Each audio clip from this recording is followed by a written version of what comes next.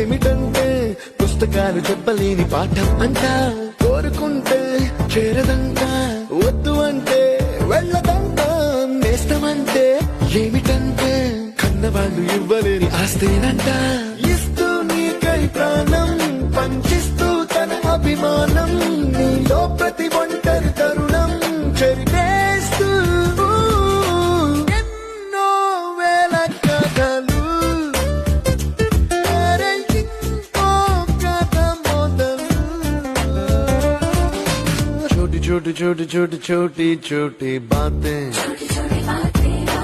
मीठी मीठी मीठी मीठी मीठी मीठी यादें.